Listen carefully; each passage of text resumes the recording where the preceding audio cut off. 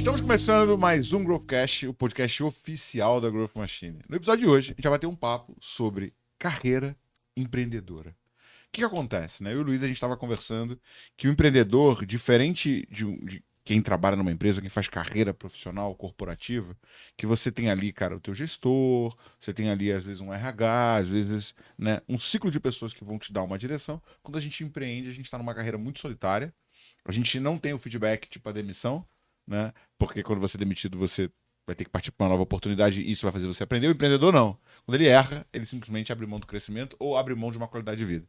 Para bater esse papo comigo, Luiz, empreendedor serial, sócio do Growth Team, Meu Deus do céu. sócio do Sales Club, cara, sócio da... Eu sou sócio da minha mulher, do meu filho, e tô sempre devendo nessa sociedade. Eu sou estagiário do universo. Mais do que sócio, assim, eu acho que tô aprendendo todos os dias. Ó, o teu sócio já passou por aqui, o papo foi muito bom. Não, né, o Rafa, ele é a parte boa da sociedade. Eu tenho uma sorte danada. Não, mas assim, cara, o Luiz é um cara extremamente humilde, extremamente generoso, mas a gente conversou alguns pontos muito importantes sobre, cara, como é que eu estudo, como é que eu me desenvolvo, como é que eu me preparo, então tenho uma expectativa alta para esse nosso bate-papo. Eu também digo para você que eu também tô sempre revisitando os meus pontos e para onde que eu vou. Esse é um exercício diário, seja na posição de empresário, do executivo. E eu conheci muitas pessoas que viveram desafios na carreira, em diferentes estágios, diferentes perspectivas. E acho que essa conversa é válida para todos. Se você é empresário, se você é profissional liberal, se você é executivo. Até vendedor, né, cara? Porque o vendedor ele tem menos Pô, mas o vendedor... propensão de carreira, né? Porque normalmente, como ele tem a comissão, ele vai aumentando carteira e performance, ele vai ganhando mais. Mas né? isso não é carreira também? Aí que tá. A gente estigmatiza a carreira assim, eu vou montar, eu estou ligado a Como se fosse caixinhas, né, cara? ou então um trabalho, eu tenho um label, um rótulo que eu... Cara, o vendedor ele tem uma jornada, uma expectativa e ele tem que fazer o recurso acontecer para que os sonhos deles aconteçam. Então também é carreira. Aliás, uma baita carreira. Quantos vendedores não temos no mundo? Uma pancada. Então, é carreira, bicho. Animal. Junto com a gente, Leonardo Alexandre, co-host do podcast, sócio da Growth Machine. Aí, Léo. Você é um cara que busca muito sua capacitação, seu desenvolvimento. Aproveita que você está na frente de um grande mentor, cara. Cara, tô Tamanho, aqui né? já... Fala por quê? Não, com certeza, né? Várias empresas aí de nome, né? Então, deve ter passado por muita coisa pra chegar onde chegou. Vou dizer para você que, assim, tive a sorte de ouvir muitas pessoas e muitas histórias e muitos repertórios. Isso ajuda demais. E aí a gente vai poder tentar transmitir aqui e prestar para todo mundo um pouquinho Pois é, disso aí. cara, eu queria começar por esse gancho. Quem é o Luiz e o que você fez até aqui? Como é que você, né? A gente já conversou, eu sei que você teve uma passagem relevante no mercado de educação tradicional, mas agora está no mercado não tão tradicional. Cara, Eu até voltaria um pouco mais, né? Qual é a sua origem? Nossa, origem. Bom, eu sou formado em administração.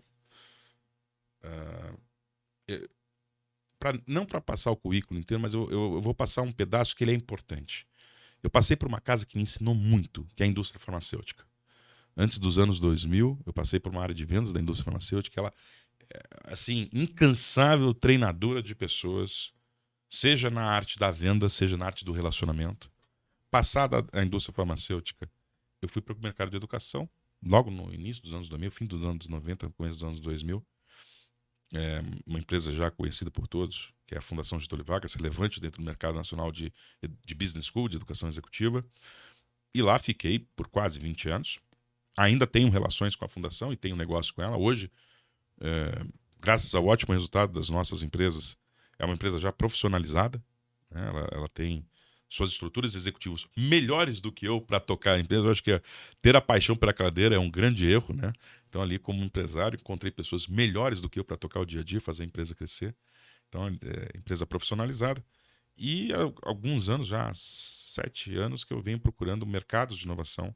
Quando eu cheguei aos 30 e poucos anos, tive a coragem de sentar num Startup Week, de sentar no chão, puxar a fita crepe no chão e aprender o que é montar uma startup em um fim de semana. E dali para frente eu comecei a enxergar novos mercados que a empresa que eu tinha não tinha característica. E eu achava que essa complementação faria com que os negócios no futuro fossem melhores. E nos últimos 7 anos eu invisto em empresas, startups, negócios mais disruptivos. E todos eles sempre têm relação com o marketing, com crescimento, estratégia empresarial e educação. Cara, e é engraçado você falar que eu também fiz o Startup Weekend, né? Cara, e... Puta, meu grupo é... Cara, eu fiz em 2011, 2012. Meu grupo era sobre criptomoeda e Bitcoin. Cara, tipo, Em tava 2011. começando, tava Não, em um começando. momento que não era trivial No falar sobre timing. isso. E a ideia era fazer uma trade de Bitcoin. A gente ganhou o prêmio pivotada, porque no final teve um outro grupo lá que ganhou. Mas, cara, que experiência incrível, né, Não, cara? é algo... A gente, no dia a dia, a gente vai ficando mais velho, a gente vai ficando, às vezes, meio receoso de testar coisas novas e nos colocar à prova de novas experiências. E é uma coisa que eu recomendo a todo mundo. O modelo do Startup Weekend formou e transformou a vida de muitas pessoas, a maneira como elas enxergam a sua vida empresarial. E é o que a gente vai falar aqui de carreira e outras coisas. Agora, deixa eu te falar uma coisa. Eu não sei se isso é normal, né? Mas eu tenho meio que um fantasma, saca? Eu tive um chefe barra sócio, cara, que...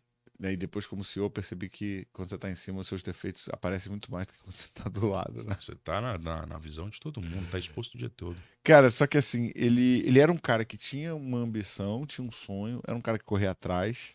É, eu e ele, a gente tinha muitos embates, porque ele viajava muito e eu queria resultado. Ele, sabe, era um cara que prestava atenção na cor, no tamanho, na fonte e tal. E eu, pô, cara, vender e não gostava muito desse resultado, mas é, era um cara que, tipo assim, buscava pouco se desenvolver. Ele tinha muito uma pegada de querer comparar com outras coisas.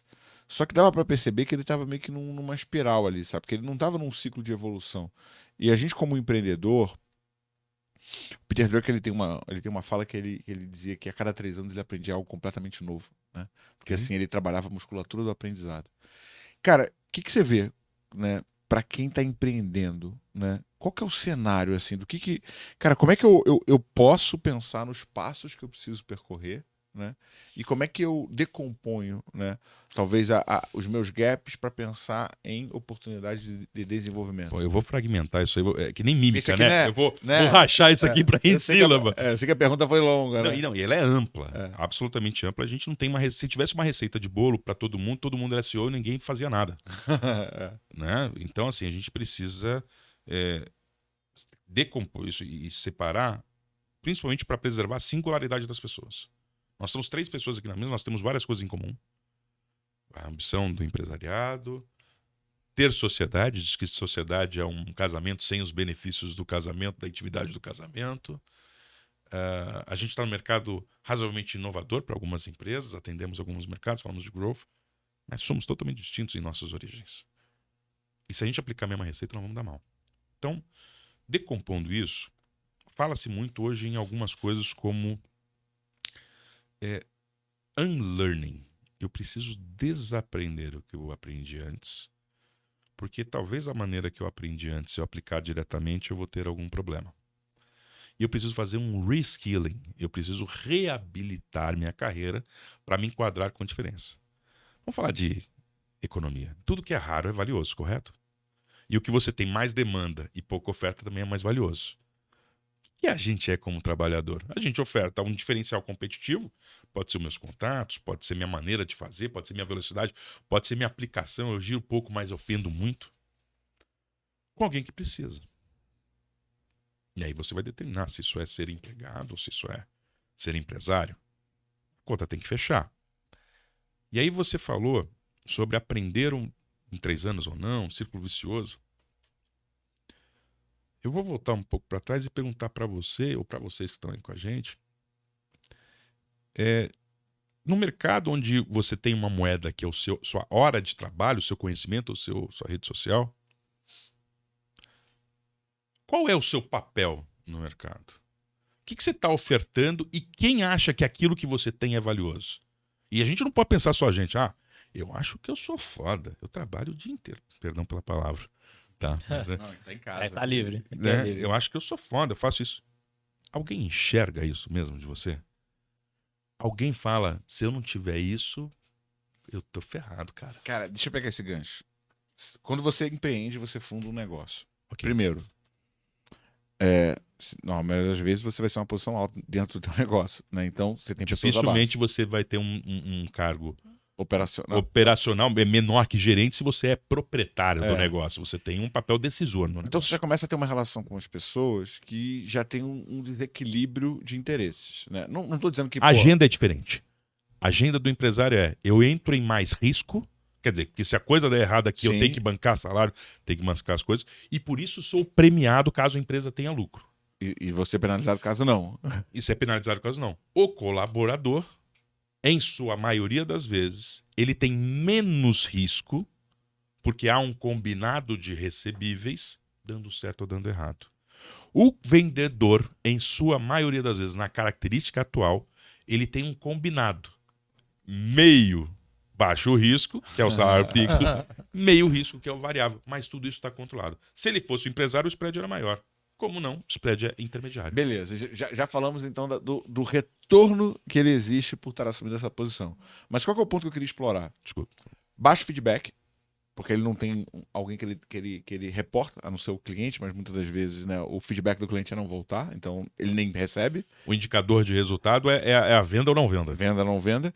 As pessoas que estão com ele, cara, quando você começa a produzir conteúdo, né, e se posiciona na internet, que começa a vir cara, você é incrível, nossa, como você é sensacional, parabéns. E aí, eu fiz um post no sábado, cara, eu amo, os meus seguidores amam a minha audiência, mas é muito pouco feedback. Aquilo ali não sou eu, né? Aquilo ali é meu palco, né? Não é meu bastidor, não é minha fragilidade, não é meu ponto fraco. Ok. E ao mesmo tempo, em qualquer situação, você tem a opção sempre de tomar a decisão que for mais cômodo para você. Eu posso começar a trabalhar meio-dia, se eu quiser, eu sou o meu chefe, né? Eu não preciso começar a trabalhar às 9, por mais que eu comece todo dia às 9. Mas essa é a minha decisão.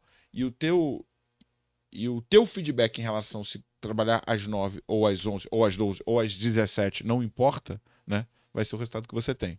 Dentro desse contexto, a gente está falando de alguém que é mais exposto ao risco, mas tem menos feedback, menos acompanhamento e, por consequência, touch points de evolução e, por um outro lado, não é cercado por pessoas que, na maior parte das vezes, vão ser 100% sinceras com ele. Vamos para o ponto certo? A posição de empresário, ou de um dirigente, ou até da posição remota. Você pega, por exemplo, estamos falando do vendedor, o cara que está lá, ele faz uma região do interior de Minas. Dos 30 dias do mês, ele passa 21 dias em visita na rua. E cada dia é uma pessoa nova porque ele mudou de cidade.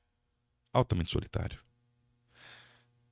Um processo de não relacionamento, não feedback, deixa essa pessoa muito mais vulnerável à estagnação e mediocridade. E a cobrança dessa pessoa também é muito mais alta.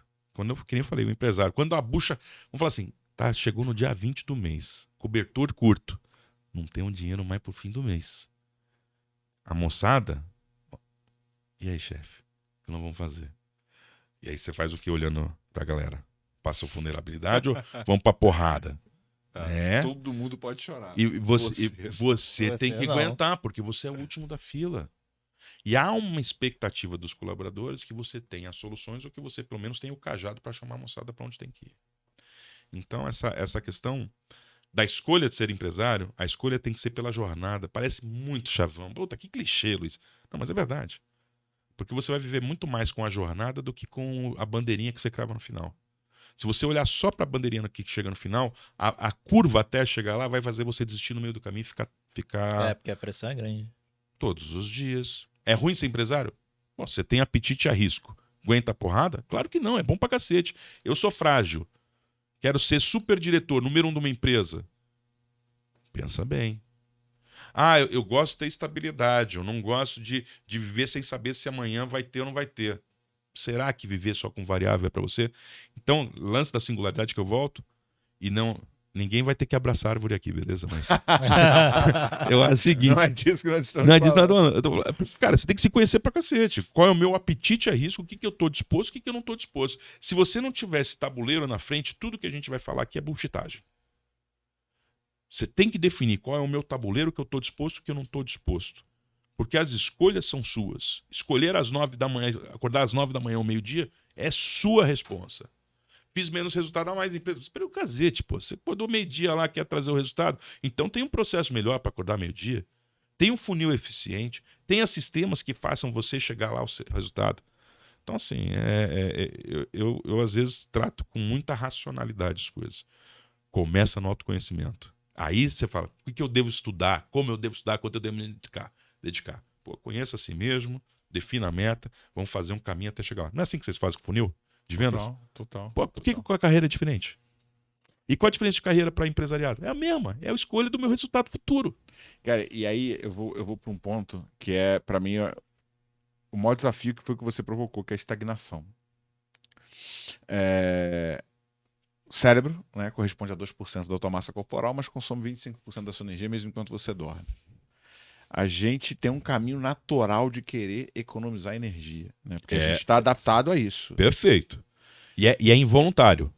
É involuntário o que eu quero dizer. Acontece sem que você se programe. Ele vai, o que ele puder economizar, ele vai Você nem economizar. percebe, né? Não, dependendo da o caminho situação. do trabalho, de casa para o trabalho, do trabalho para casa. Velho, você não toma decisão, você vai no automático ali, virando nos mesmos lugares, parando. Para quem pega ônibus ou metrô, senta no mesmo vagão, entra no mesmo lugar, desce a mesma escada da estação. O que o cérebro está fazendo?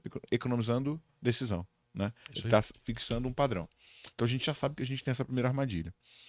A segunda parada é que é muito mais comum empreender por necessidade. Eu empreendi por necessidade, mas que eu tenho um propósito, quero mudar o departamento de vendas, mas eu fui demitido, eu tinha a conta para pagar e eu falei, vou ensinar vendas. Você acha que nesse ano o pessoal falou o Brasil é um Brasil altamente empreendedor, que nos últimos 3 anos as pessoas quiseram... Porra nenhuma. O pessoal estava apertado de grana e teve que se virar. E o brasileiro é criativo, muitos deles foram empresários por causa disso. Então não sei se entra uma pessoa diferente. Eu acho que esse empreendedorismo é uma questão comum no Brasil. Cara, e aí a gente vai para traçar a evolução. Tem um livro muito bom sobre liderança, 21 Leis Irrefutáveis da Liderança. E o cara fala que o tamanho, né, o cara é pastor, né, e ele fala que o tamanho da igreja é o tamanho do líder, né? Então, se o líder é um líder de 400 membros, a igreja vai ter 400 membros. Se é um líder de 4.000, ele vai conseguir ter 4.000. E eu acho que o negócio é meio que parecido, né? Sim. O teu negócio vai ser do tamanho da tua capacidade de evoluir, se desenvolver e, por consequência, liderar. Cara, como é que eu posso traçar um plano? Como é que eu posso traçar uma visão de evolução para poder ter um negócio próspero? Não estou falando grande, Tá bom? porque uma coisa não tem nada a ver com a outra. Tem pessoas que têm negócios minúsculos, né? A gente conversou com o Paulo, com 28 funcionários, o cara tem um negócio absurdamente próspero e não precisa nem crescer, né? Não, e às vezes você tem negócio grande que não te dá lucratividade. Tem um cara que tem um supermercado de bairro e passa todo fim de semana na praia, tem uma BMW e anda. Cara, a gente precisa ter perspectiva e referência. Mas sobre como traçar o plano, começa sempre como é que está meu tabuleiro. Quem eu sou, que eu estou disposto, que eu não estou disposto. Fechamos isso? Tem umas perguntinhas, mas depois vai lá e passa lá, tem as perguntinhas. A partir daí, onde que eu quero chegar? Ah, quero chegar aqui. E aí, cara, é uma questão de recurso. Recurso, ele é tempo, é grana, é infraestrutura, pode ser ativo que você tenha. O que os meus recursos me ajudam a chegar lá? Eu sei ler inglês, eu sei o idioma, não sei idioma. Gosto de ler, não gosto de ler. Tenho tempo, não tenho porque eu fico o tempo todo com a minha esposa. Você tem que criar maneiras de otimizar isso para você chegar lá. E a outra coisa muito importante é não criar aquele plano azão bezão. Eu quero ter uma empresa grande. Tenta uma empresa pequena. Tenha consistência. Vá da pequena para um pouco maior. Para ser. E às vezes, para você ser empresário, um dos caminhos é você ser intraempreendedor primeiro antes de sentar na cadeira no CNPJ. Conheço muitas pessoas falando assim, qual é o seu sonho? O cara tem 25 anos.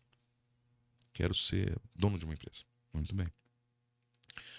Para ser dono de uma empresa, o que você tem hoje? Eu tenho a grana e tenho a vontade. Tá bom. Para ser empresário, você precisa estar dentro do segmento. Você tem o conhecimento técnico. E aí não vamos falar de marketing aqui. É a nossa galera de vendas de marketing, né? Cara, eu sou um cara fodástico de tráfego. Que maravilha. Que bacana. Que bom. Eu sou um cara pica de dados. Muito bem. Será que esse meu conhecimento técnico e específico, ele é suficiente para a gestão de uma organização como um todo? que a gente percebe que para você ser um empresário, nesse momento, aquela palavra generalista acontece muito. Pergunta para vocês dois que são empresários. Pegue a última semana que vocês tiveram. Houve alguma delas que vocês falaram sobre contrato? Não que eu lembre. Alguma delas vocês falaram sobre finanças? Sim, a gente fez planejamento estratégico. Vocês falaram de pessoas? Feedback? Sim. Sim. Vocês tiveram que tratar problemas com o cliente que não era exatamente técnico? Sim. Sim. Mas se você é um pica de tráfego, você consegue resolver essas paradas? Eu quero dizer o seguinte, o core business você consegue resolver, mas uma empresa é um elenco de coisas. E nessa hora, bagagem é importante. Ter vivido eu falo que é que nem o farmacêutico. Nos anos 20, sabe a farmácia que pegar? Eu tô aqui com uma dorzinha de garganta. Aí ele leva pra trás, um monte de potinho. Pra isso tem isso aqui que eu li num livro, isso aqui que eu vi, dei pra uma criança, funcionou. Ele faz uma seleção de coisas que ele já viveu. E dentro daquela seleção ele prioriza e entrega o melhor para as pessoas. Para ser empresário, para ser número 1 de uma empresa, uma das coisas que serão muito cobradas de vocês é repertório, para que você seja um bom tomador de decisão. Porque tem uma hora que é só você para tomar decisão. Ser só técnico não é o suficiente. Então, do seu azão bezão, você quer começar? Se você quiser sair de uma área técnica para uma área para ser um gestor de negócio, saiba que o que você tem não é o suficiente. É preciso ter uma amplitude. E você pode conseguir isso com experiência em uma empresa, sendo intraempreendedor, vivendo, sendo parceiro de alguém, aumentando seu repertório. Mas eu sou um empresário e eu tô ferrado. Porque eu tô vendo essa molecada tá me comendo com farinha. Eu não sei nem o que é marketing digital. Esse aqui é o negócio lá que a gente coloca lá. Será que eu preciso fazer uma escola, uma faculdade de marketing digital? Pera lá, gente. Você já tem um repertório grande. Só isso funciona para você? Não, porque na área técnica vão comer você com farinha. Se você continuar fazendo conta de quanto que mala direta retorna 2% de mala direta, você tá frito. Né?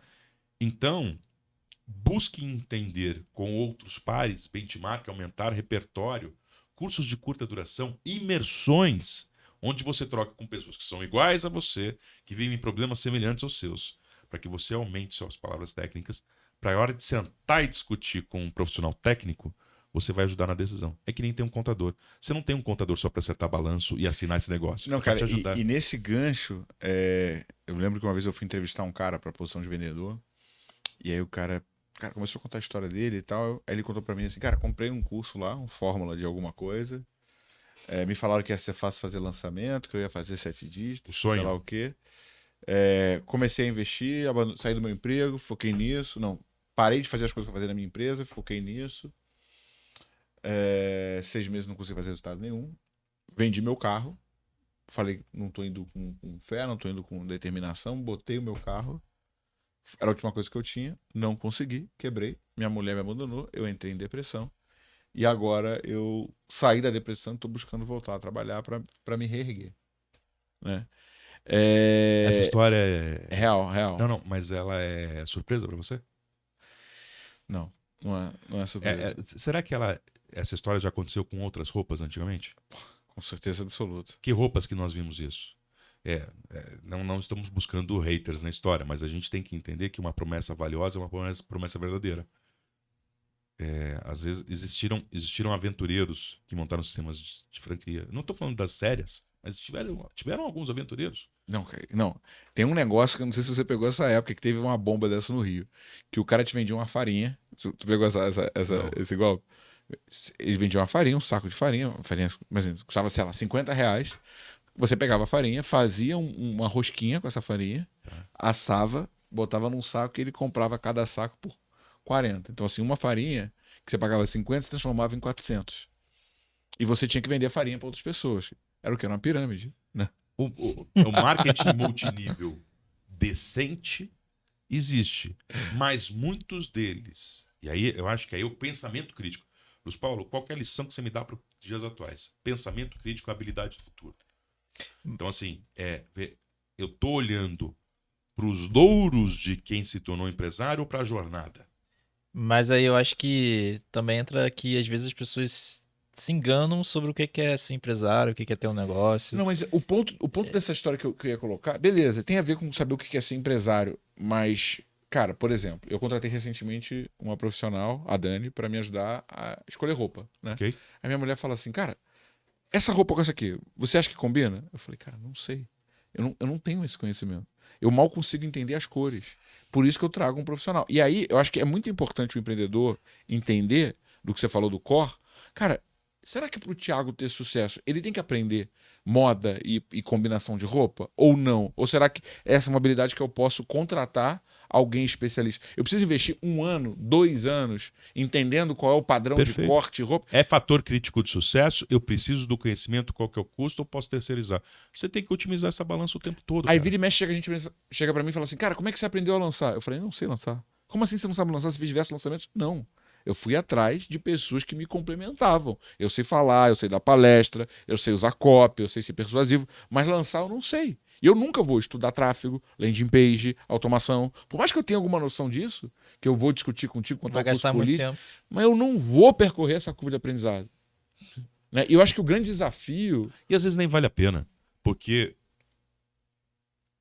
é um erro você achar que todo especialista tem que ser generalista e é um erro você achar que você precisa conhecer todas as especialidades para você dar certo no seu negócio. Uma empresa de energia uma vez fez um trabalho muito forte de treinamento para que os especialistas fizessem aquela carreira em Y, que é a carreira onde eles entram com questões generalistas para ser um bom líder. Ela perdeu mais de 50% dos seus bons especialistas e era core da empresa da energia. Você tem bons especialistas. Perdeu a competitividade. Então, eu sempre digo desse pensamento crítico da carreira qual é o seu tabuleiro, onde você quer chegar, você vai fazer boas escolhas. Porque é que nem dirigir uma empresa. Coisas importantes são cultura, orçamento, pessoas e processos. Não estou falando que são as únicas, mas eu acho que esses pilares são fundamentais. E aí você estabelece diretrizes para que os seus executivos falem, olha, o que fugir daqui a gente conversa, o que está dentro daqui a gente está acordado, toca o barco.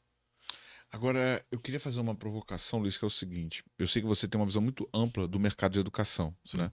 Tava semana passada fazendo uma reunião com um empreendedor e o empreendedor, cara, velho, gastando uma fortuna. Tava gastando, sei lá, 20 pau em tráfego, 30 pau em agência, 40 pau em mídia, né? Mais sei lá o quê. E entrou para um grupo, né? Mastermind, sei lá. Mastermind, ok. É um grupo que custa 200 e blau e tal.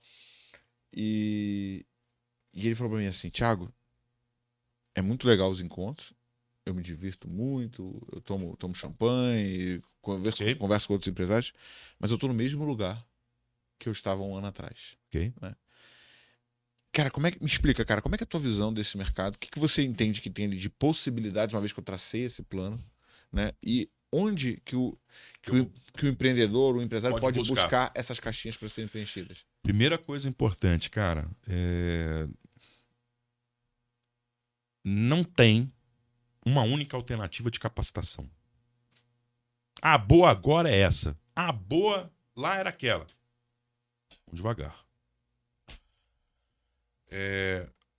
O mercado hoje, quando a gente olha em modelos de capacitação executiva, profissional executiva, a gente tem a educação formal, que nós temos as pós-graduações. Pô, mas não sou formado, Luiz. Tem pós-graduação para aluno ouvinte. Não, ponto. Mestrado, doutorado. Então, quando a gente fala de formal, as pós-graduações, elas principalmente são lato sensu ou específicas. São cursos mais curtos aplicados à vida profissional. Quando eu entro em mestrado, o mestrado ele tem uma carga maior de aprendizagem e de pesquisa.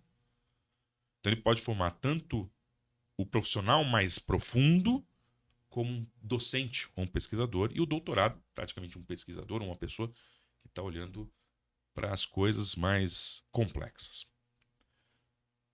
Se você não está buscando fundamentos específicos para ser professor, para ter um conhecimento mais profundo e robusto, ou para fazer pesquisa,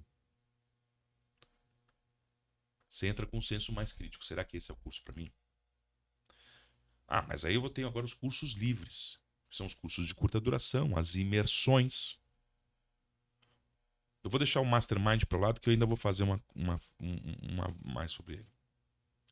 Qual a vantagem do curso de curta duração em frente a esse curso profundo aqui? Quando a gente fala de curso mais que ele é regulado pela CAPES e pelo MEC, ele precisa de um processo para ser aprovado, porque tem muita porcaria. Então, quer dizer, tem um órgão regulador. Cara, antes de você falar que vai ensinar para alguém, deixa eu entender quem é o seu docente, qual é o método que você está usando, qual que é a fonte. Existe uma segurança maior, né? E a segurança e regulação só existe quando alguém é contraventor ou quando há mais medo. Boa. Então, por isso que a regulação é pesada.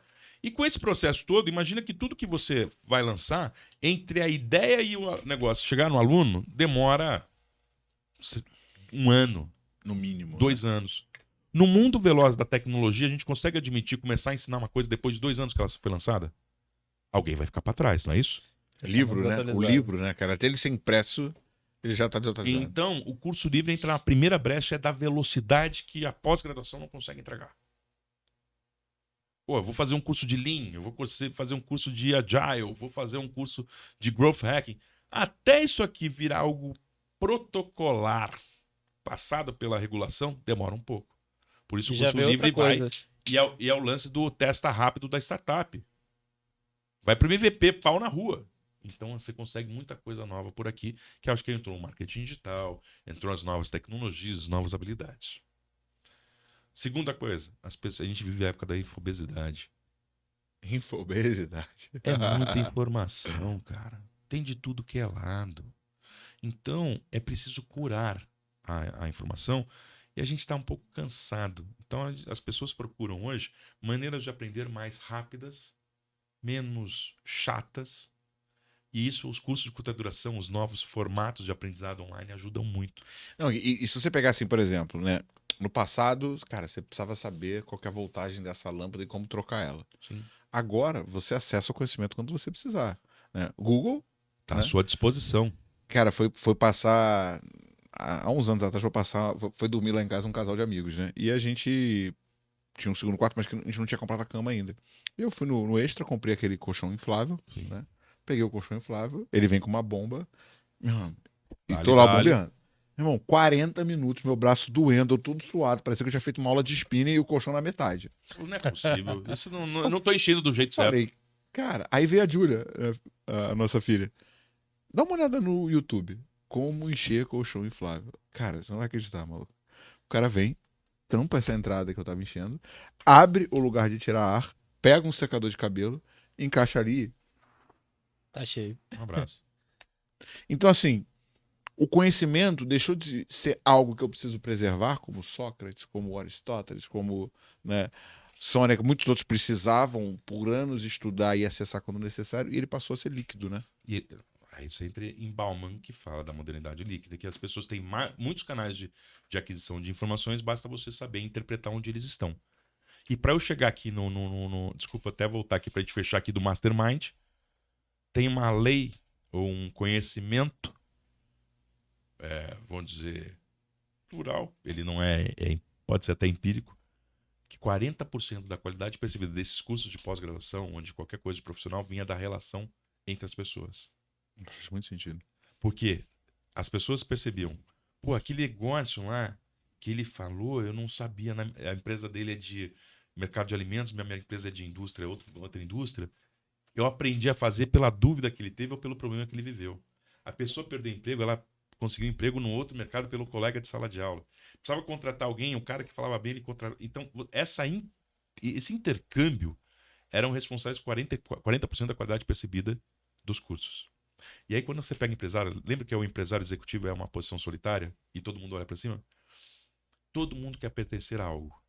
E o Mastermind, a maioria das pessoas encontram pares que reconhecem neles dores semelhantes ou empatia por conexões, e eles vão encontrar aqueles 40% que eles se encontravam aqui em relações conjuntas. Alerta para todos. A escolha do Mastermind, ela tem que ser não só pelas pessoas com quem você convive, mas com os propósitos que o Mastermind se propõe a fazer. Qual é a rota que ele vai percorrer e quais são os milestones que ele pretende usar para retornar o dinheiro que você investe. Isso é muito importante, tanto para as imersões quanto os masterminds. Uma escola, um mastermind, um curso, sabe o que faz ele perpetuar, o que faz ele valer? É o resultado dos seus alunos. Não é quantas matrículas ele vendeu. A verdade é, lá no passado, o cara falava, você vai na GV que se tem currículo, você vai ser empregado. Não era isso. Você quer saber o que era? O cara que passava na GV e tinha um estudo pesado, ele tinha mais capacidade de entregar resultados e por isso ele perpetuava mais dentro das organizações. E o cara contratava e falou que era outro igual, né? Era outro igual. E aí a pergunta que você fala assim, vou fazer um mastermind, vou fazer uma missão. Quem é que fez? Que esse cara deu certo? É por ali que eu quero que. Então, eu acho que a grande preocupação da educação, seja ela qual for o que você faz, é qual é o resultado dos seus contratantes, não quantas matrículas, quantas imersões ou quantos masterminds você faz. Essa é a minha visão. Não, e o que acontece, né, galera? Só pra gente contextualizar o conceito do Mastermind, né? Carnegie contratou um cara chamado Napoleon Hill, né? E ele falou o seguinte, eu concebi aqui um padrão de pesquisa e eu quero entender como pensam os homens mais bem-sucedidos da América. E eu tenho contato com todos eles, né? Eu vou te contratar, mas não vou te pagar nada por isso, né? E você vai conduzir essa pesquisa. Mas o conhecimento que você vai adquirir vai te tornar um cara extremamente próspero e rico, né? E o Napoleão Hill topou. E lá foi ele conversar com pessoas como, cara, né? Rockefeller, Thomas Edison, Henry Ford, são os caras que mudaram, né, o mundo. O Thomas Edison só inventou a lâmpada, né? Quase nada. E o Henry Ford, o motor a combustão. E ele chega no final com essa visão, e dali saem princípios que ele nomeia de lei do triunfo, de como esses caras pensam diferente e por que esses caras prosperam mais, e ele conseguiu encontrar esse padrão. Quando você vai para uma imersão, seja qual for, e tem uma oferta para você passar para um grupo seleto, para um grupo menor, existem dois grandes benefícios nisso. Primeiro benefício é que a imersão, dependendo do ticket que você está, ela já é um investimento que filtra. Então nem todo mundo tem a grana para estar nessa imersão. Perfeito. E o Mastermind, ele vai ter novamente um segundo filtro. Só que foi exatamente o que o Luiz falou. Se não existe um propósito claro, se não existe um padrão, se não... Porque assim, tem pessoas que são extremamente bem-sucedidas financeiramente, mas você vai ver como pessoa não te agrega nada, né? Não é alguém que vai fazer diferença você conviver. Eu conheço, né, algumas pessoas bem-sucedidas que, por 15 minutos do lado dela já vale, né, uma eternidade, né, cara? Mas esse padrão ele é muito importante. E ao mesmo tempo, existe uma diferença, né, cara, entre a gente fazer um happy hour com o Lema, né, e eu ter uma mentoria com o Jorge Paulo Lema, né? Porque os propósitos do encontro são diferentes. Eles são ricos como? Mas os propósitos são diferentes. Uma coisa para a gente fechar essa questão ali do Mastermind, eu diria a vocês o seguinte. Um cara falou, eu achei genial uma vez. Se eu tenho $1 e você tem $1 e a gente trocar, com quanto você fica? $1. E eu $1. Se eu tenho uma boa ideia e você tem uma ideia, a gente troca. Com quantos você fica? Não sei. Com 2, porque a sua é mais a minha. Ah, sim. Boa. Então, o relacionamento e networking é sobre doar. Porque quando você doa, você acumula capital. Então, o networking, a relação, as trocas das dores e fragilidades dentro do Mastermind, quando bem conduzido, bem intencionado, é riquíssimo, né? Você não consegue mensurar o resultado. O ROI não é econômico, financeiro. Ele vai te trazer tanta coisa importante que quando você for usar, aquilo vai te ajudar diretamente, indiretamente e por muito tempo. Então, eu acho que pensar na rede de relacionamento, antes de tudo, é sobre doar. Você sempre vai sair com a conta positiva. Não se preocupa com o resultado aqui. Se você sair doando num lugar que é de gente legal, trocando ideia, você vai trocar e não vai ser $1 para $1. Vai ser uma ideia para outra ideia, você sempre vai sair com 2. Cara, e muita gente me pergunta assim, Thiago, cara, como é que você adquiriu esse conhecimento sobre venda, sobre prospecção e o Caramba 4? Cara, foi isso. Assim, eu fui para dentro da RD, fui para dentro da Rock Content, fui para dentro da Salesforce, fui para dentro da TOTS, fui para dentro do LinkedIn. Agora, o que é isso? Network, né? Muitos desses lugares eu paguei pelo acesso, né? Às vezes eu paguei virando cliente, às vezes eu paguei participando de algum evento, às vezes eu paguei fazendo um patrocínio. Você comprou a entrada, mas a manutenção dependeu de você. Perfeito. Perfeito. E foi isso que mudou minha vida. Foi isso que me permitiu, é claro, puta execução. Dá errado, dá errado, dá errado, dá certo, dá errado, dá errado, dá errado, dá errado. Como é que é o Edson? Você errou 9, como é que é? Você precisou errar tantas vezes, 1000 vezes para chegar na lâmpada? Não, eu encontrei 999 vezes maneira de Não fazer. de não fazer, cara. E por isso que eu cheguei. Você parou na 300, você não ia chegar nunca em fazer a lâmpada. Tem que fazer pra caceta. E o Napoleon Hill, ele fala isso, né? Ele fala que existem pouquíssimas coisas em comum entre eles. Existem padrões de pensamento que podem ser comparáveis, mas cada um deles tem uma capacidade, um conhecimento, uma habilidade distinta. Pô, o Rockefeller, cara, o Rockefeller, assim, ele era um cara, assim, com um nível de habilidade para fazer grana que todo mundo traiu. E aí, cara, fizeram um dump em cima do mercado de petróleo. Aí, daqui a pouco, ferraram ele na ferrovia e tal. E o cara, no final, ele sempre se saía bem e no final saía mais rico do que eu antes, quando tentaram puxar o tapete dele. Mas aí o Napoleão Hill, ele fala uma coisa seguinte: a única coisa que eu vi que esses caras têm em comum é a incapacidade de desistir quando tudo dá errado. E eu acho que essa é Uma deixa incrível, né? Porque tem gente, né? A minha esposa, ela tá empreendendo, né? E aí, de vez em quando, ela tá no início, então, toda aquela dificuldade e tal. E ela fala assim: não, mas poxa, isso aqui tem que dar certo, será que isso aqui vai dar certo? Eu falei: cara, não existe possibilidade de não dar certo. Eu não tenho nenhuma dúvida que isso vai dar certo. A única possibilidade que existe é de você desistir. Aí o insucesso é certeiro. Mas eu tenho até um. A gente até combinado ali de fazer uma pergunta aí para o pessoal que está assistindo aqui Boa. ou que está boa, ouvindo. boa.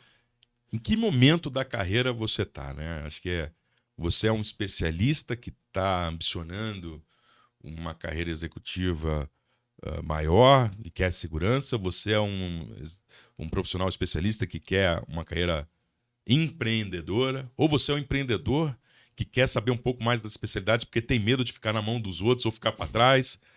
Todo mundo tem um seu fantasma, né? E aí perguntar pro pessoal que está assistindo aqui. Quais são os seus fantasmas? Que momento você está? Para que a gente possa, de repente, até lá na frente fazer um outro. segundo, Boa. olhando... Comenta aqui embaixo. Olhando nos comentários. Você tá vendo aqui pelo YouTube, muito bom. Luiz, cara, se você fosse deixar, assim, você já teve muitos mentorados, então você já deve ter dado muitos conselhos. Cara, se você fosse olhar um ponto central, assim, que eu sei que é difícil consolidar dessa forma, mas, cara, qual que é o ponto quando você presta atenção num cara que conseguiu chegar um pouco mais longe, talvez de um cara que não tenha tido uma evolução tão rápida? E onde que tá a diferença ali? Cara, qual que seria o ponto de falar assim, cara, preste atenção nisso, porque isso aqui pode projetar um pouco mais longe? Eu acho que é a combinação de duas coisas. A primeira, de olhar muito para si mesmo, sacando a si mesmo. Quero isso, não quero aquilo. Isso ultrapassa o meu limite, ou então isso combina comigo, não combina comigo. Então, se entender muito bem te ajuda a tomar escolhas. E a outra é curiosidade. Ter braços abertos para olhar coisas novas sem resistência.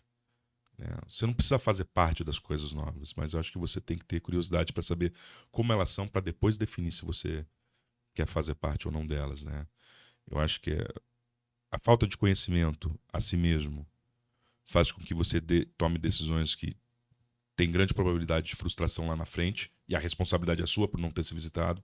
E a falta de curiosidade te transforma em uma pessoa pouco flexível no futuro e muito resistente a uma coisa que você não consegue controlar, que é a mudança do mundo. Então, se você quer se manter incluso, eu acho que a curiosidade é fundamental. E você, Léo, o que você daria ali que foi um ponto de virada teu pro teu momento atual? Cara, eu sempre fui uma pessoa muito resiliente, né? Tipo,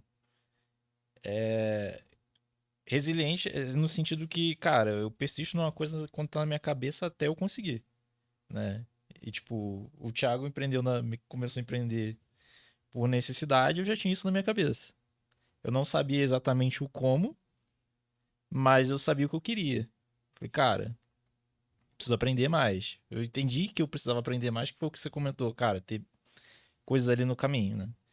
E só que uma coisa eu percebi, eu sou muito mais resiliente do que a maioria das pessoas. Cara, se uma coisa não der certo, eu vou tentar aquele troço lá de N formas até conseguir chegar na maneira que eu quero, né?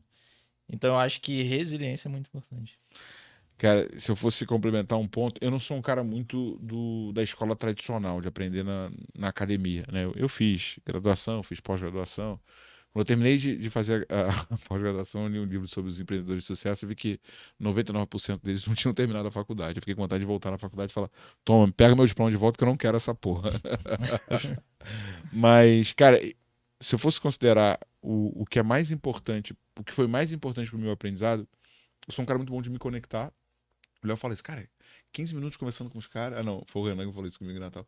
Cara, 15 minutos você conversando com a pessoa, você parece que é o melhor amigo da pessoa e a pessoa é seu melhor É amigo. genuíno. Eu conheço a sua maneira de ser. Eu acho que você faz isso muito bem porque você faz de maneira genuína, não Pois intencional. é, não é uma questão falsidade, né? Não é uma intencional, falsidade. É muito natural. De onde eu vou me dar bem, sacou? Não, Muito cara, natural. vambora. Não, ele tem interesse nas pessoas. Ele vai com a pessoa que se interessa por ela, mas como é que é você e tal? O rapport acontece naturalmente porque ele se propõe. Você se propõe a ser com as pessoas. Então acho que é isso que é o teu jogo. E aí, cara, assim, eu tava falando isso com um sócio meu. E eu falei assim, cara, eu acho que o teu principal desafio e o ponto que eu mais me privilegio dele é que eu sempre vou para pessoas que estão mais avançadas, mas com uma postura de muita humildade. Sabe? Ah, Thiago Reis, é isso. Cara, não. Luiz, eu não sei nada. Me conta pela tua perspectiva. E eu vou tentar ir com o mínimo de julgamento prévio para eu poder, cara, ir pela tua perspectiva e pegar o aprendizado. Porque assim eu aprendo 2 vezes mais rápido, porque eu não preciso desaprender, Sim, sim, sim. né? E aí, por exemplo, eu fui numa empresa, né, e discuti com esse sócio, ele falou assim, não, pô, esses caras têm uma cultura péssima, que sei lá o quê, nananana, todo mundo reclama de tudo. Eu falei, irmão, esses malucos estão fazendo 600 milhões por ano. Eles podem ter alguns problemas de cultura, mas alguma coisa pra gente aprender com ele a gente tem. Eu passei por uma situação recente. Eu sei que a gente está caminhando, mas acho Aham. que é uma coisa que tem muito a ver com o que você está dizendo. Eu acabei de voltar do Catar. Que legal. E quando eu fui ao Catar, na Copa do Mundo, eu ouvi muito. Mas que absurdo! Esse lugar comprou a Copa. Que absurdo! É um lugar que não tem espaço para as mulheres. É um lugar que isso, que aquilo, porque eles proíbem tal. Uma porrada de coisa. Realmente, ele tem algumas coisas que são muito distintas daquilo que a cultura tradicional brasileira proclama e que nós entendemos que é o equilíbrio das coisas. O espaço para a mulher, ela precisa ser preservado e precisa ser trabalhado. Lá eles têm 75% da população é homem, 25% são mulheres. Eles têm uma religião muito dura. Você vai ser preso lá, não sei o que, sabe aquelas coisas. Então, assim, o pessoal faz aquele terrorismo. E eu fui pra lá e falei, ok, mas eu vou entender por que eles pensam assim. Eu não preciso concordar com eles, mas deve ter uma razão para eles fazerem isso. Volto do Catar. Com a impressão que a Copa foi muito boa para eles enxergarem coisas que eles não enxergavam antes, porque um país, quando ele é fechado, ele não tem a informação para saber que existem outras coisas. A gente não sente falta daquilo que a gente não conhece. Então essa abertura foi fundamental para eles enxergarem coisas novas. Encontrei um povo muito disciplinado quanto à fé. E aí eu não estou falando qual fé é boa, qual fé é ruim. E eu não estou falando que precisa ter fé. Mas a disciplina é algo admirável. Parar suas coisas para fazer repetidamente porque se crê em algo é importante. E parte da crença está na bondade e no agradecimento. Pô, que coisa legal. Então, volto do Catar com algum repertório a mais, sabendo que a gente pode ajudá-los. De alguma maneira, a gente também pode ser ajudado por eles. Se a gente fosse fechado com preconceito, com tudo, eu não aprendia, eles não aprendiam, eles ficavam ruins e eu ficava ruim. Então, acho que vale muito a pena de coração Animal, aberto, cara. Animal. Não, cara, eu também fiz uma viagem, só que não foi na Copa, mas foi antes. E peguei a Qatar Airline, né, cara? E, puta, era, sei lá, 18 horas de voo. Chegou uma hora que não tinha mais nada pra fazer, eu não aguentava mais falar com a minha esposa. E tem aqueles filmezinhos, né?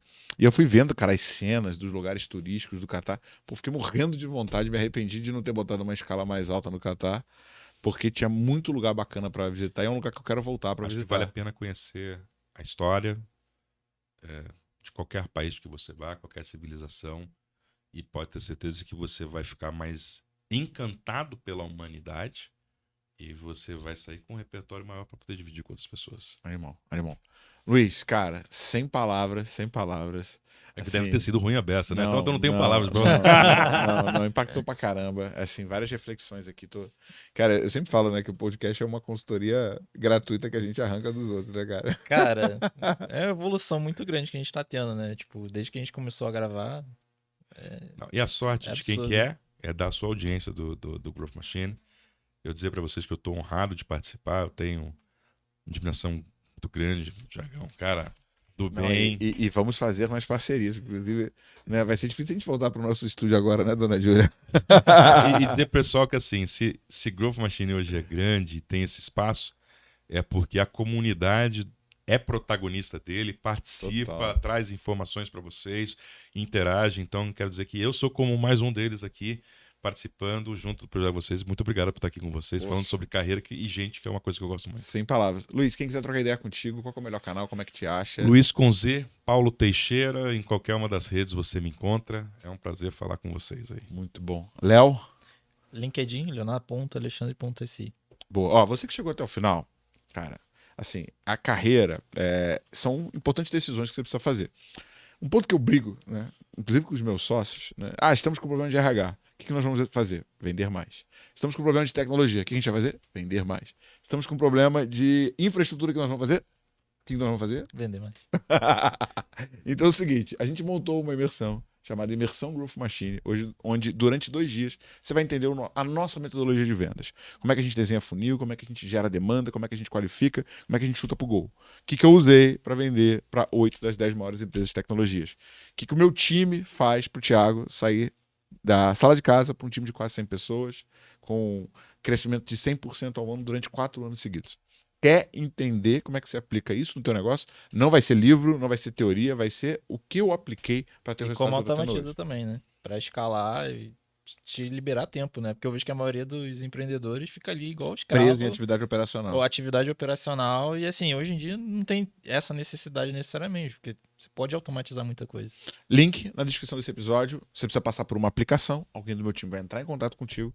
Se a gente entender que a imersão Growth Machine vai te ajudar a ir para o próximo nível, você vai estar comigo na próxima turma. Pra conta. Bora pra cima. Bora!